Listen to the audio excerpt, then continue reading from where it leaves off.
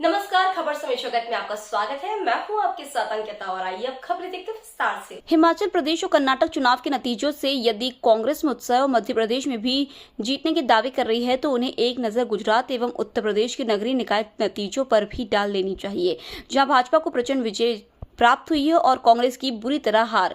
यह कहना है मंदसौर से भाजपा के विधायक यशपाल सिंह सिसोदिया का। मध्य प्रदेश में नेताओं और कार्यकर्ताओं में व्याप्त असंतोष और नाराजगी पर विधायक सिसोदिया ने कहा कि समय रहते हमारे वरिष्ठ नेता इसे दूर कर लेंगे और समन्वय बना लिया जाएगा। आगे देखिए हमारे प्रबंध संपादक संदेश नेमा के साथ भाजपा विधायक यशपाल सिंह सिसोदिया की खास चर्चा। नमस्कार साथियों, खबर समय जगत में आपका स्वागत है और हमारे साथ फोन लाइन पर भाजपा के वरिष्ठ विधायक यशपाल सिसोदिया मौजूद हैं। नमस्कार यशपाल जी। जी नमस्कार, प्रणाम। मैंने कहा भाई साहब, ये कर्नाटक भी हार गए, उसके पहले हिमाचल हारी थी भाजपा, कांग्रेस में जबरदस्त उत्साह है। देखिए, कर्नाटक और आपने जो बताया है तमिलनाडु का, उसके साथ साथ आप ये भी बताइए ना कि गुजरात के परिणाम और उत्तर प्रदेश के हालिया जो महापौर का इलेक्शन हुआ था। हिमाचल बोला था, हिमाचल, तमिलनाडु नहीं। सॉरी, हिमाचल। आज हिमाचल बोल रहे हैं और कर्नाटका बोल रहे हैं। तो आप गुजरात भी कहिए और उत्तर प्रदेश में जो 38 से भी ज्यादा सफलता मिली, 18 में से 18 महापौर भारतीय जनता पार्टी के जीते हैं। तो कर्नाटक की जगह कर्नाटक है, मध्य प्रदेश की जगह मध्य प्रदेश है। यही आपकी इसी खूबी का, यशपाल जी की खूबी का मतलब पूरा मीडिया कायल है। मतलब जो आप बात जो आपका जवाब देने की शैली है। लेकिन अभी फिलहाल कर्नाटक इसलिए चर्चाओं में है क्योंकि यहाँ मतलब बजरंगबली को भी ले आए बीजेपी और तमाम सारी चीजें जो देखने सुनने में आई, उन सब की वजह से कर्नाटक इसलिए ज्यादा चर्चा में है। देखिए, बजरंगबली हो या प्रभु श्री राम जी का स्मरण हो, ये तो हमारे मन मस्तिष्क में बसे पड़े हैं। और आज अगर कांग्रेस इस बात को लेकर के हनुमान चालीसा कर रही है या अपने कांग्रेस के कार्यालय पर भगवा फहरा रही है, तो कांग्रेस को क्या कहेंगे अपन? हम तो लेके 40 साल से कर रहे हैं कि भगवान श्री राम का मंदिर बनना चाहिए, प्रभु श्री राम हमारा आराध्य है। ये तो हिंदुत्व के नाम पे तो ये भड़क गए कांग्रेस के लोग। और मध्य प्रदेश, इनको तो राम काल्पनिक लगते हैं। यशपाल जी, मध्य प्रदेश की यदि हम बात करें, मध्य प्रदेश की स्थिति के बारे में बात, जो सर्वे में भी शायद संघ के सर्वे में ही सामने आया है कि मध्य प्रदेश में भाजपा की स्थिति ठीक नहीं है। 70 सीट के आसपास अनुमान बता रही है सब। देखिए, सर्वे कभी भी भारतीय जनता पार्टी के चुनाव को, हार को और जीत को लेकर के सर्वे नहीं कराता है। हाँ, ये पता नहीं कहाँ से चल रहा है, कौन सी प्रामाणिकता के साथ कौन बता रहा है कि सर्वे कराया। संघ विचारधाराओं के साथ भारत की संस्कृति और हमारे जो मानदंड है, जो हमारा हिंदुत्व एजेंडा है या राष्ट्रीय स्वयंसेवक देश की है, हमारी सीमा सुरक्षित की बात कर रहा है। चुनाव में कराना, मैंने तो पहली बार सुना कि भारतीय जनता पार्टी के लिए चुनाव को लेकर के 2023 का कोई सर्वे करवा रहा है। लेकिन अभी जो देखने में आ रहा है, जो असंतोष और नाराजगी जो रोज देखने में आ रही है, रोज बढ़ती जा रही है। देखिए, आपके पूर्व मंत्री, भाजपा के संस्थापक सदस्य के पुत्र ने कांग्रेस छोड़ दी और भी कई नेता भाजपा छोड़ दी और कांग्रेस ज्वाइन कर ली। और भी ऐसी स्थिति जो देखने में आ रही है, मंत्रियों के विवाद, सीएम को शिकायत कर रहे हैं।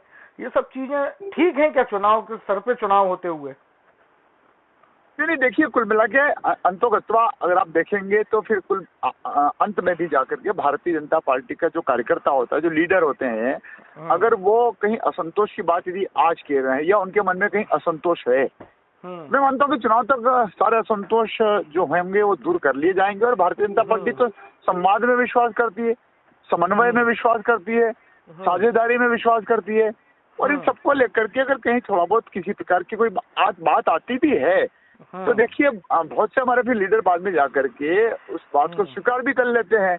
और मान मनवाल का जब समय आता है, तब पार्टी के झंडे तले बहुत मुस्तैदी के साथ पार्टी का 2018 में ऐसी क्या गलतियां हुई थी जिन गलतियों को ना दोहराया जाए और जिनको दूर किया जाए, जिन खामियों को, वो क्या है और उन पे भाजपा किस तरह से काम कर रही है? देखिए, 2018 और 2023 में मैं समझता हूँ कि जो विकास का एजेंडा हमारा बहुत तेज गति से बढ़ा है, जो हितग्राही मुल्क हमारा एजेंडा था, और जिस प्रकार से हमने माननीय प्रधानमंत्री नरेंद्र मोदी जी के नेतृत्व में पिछले 9 वर्षों में और माननीय शिवराज जी के नेतृत्व में अभी इस टेन्योर में।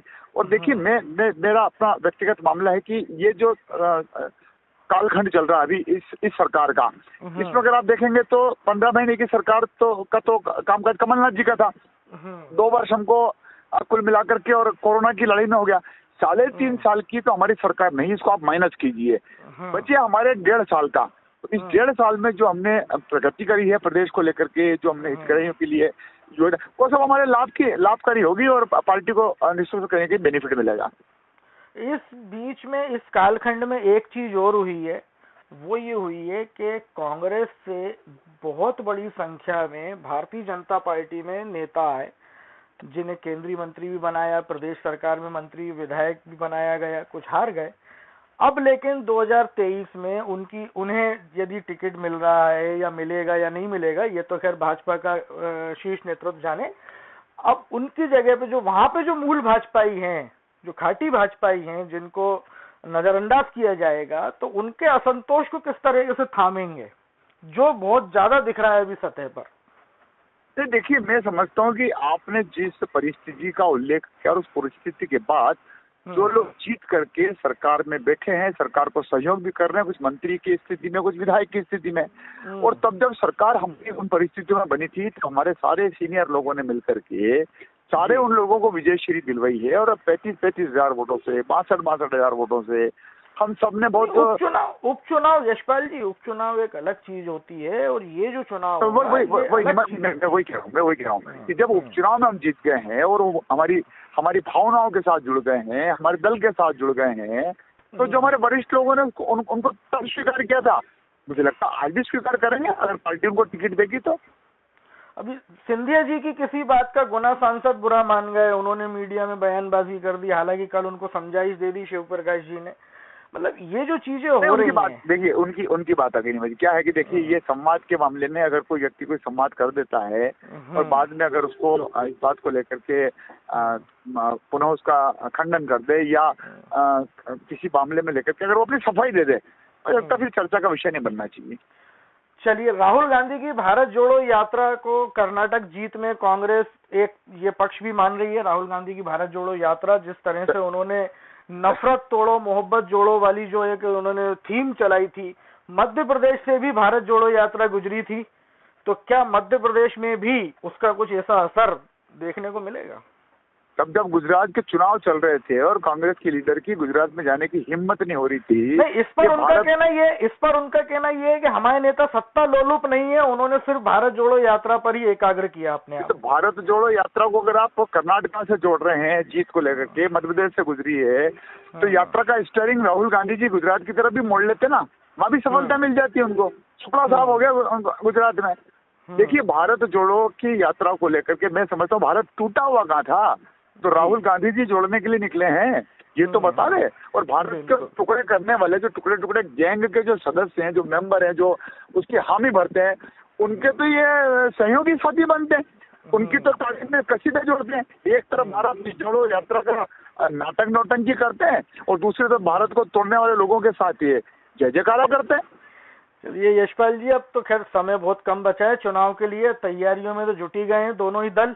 हमारी भी आपको बहुत शुभकामनाएं हैं, और आपकी जो संवाद शैली और जो जवाब देने का जो शैली और जो है उसका तो मैं कायल हूँ ही शुरू से। आपसे जब भी चर्चा होती है तो बहुत अच्छे परिप्रेक्ष्य में और बहुत अच्छे माहौल में होती है, और आपने अभी समय निकाला उसके लिए आपका बहुत बहुत धन्यवाद। थैंक यू भाई, बहुत बहुत धन्यवाद।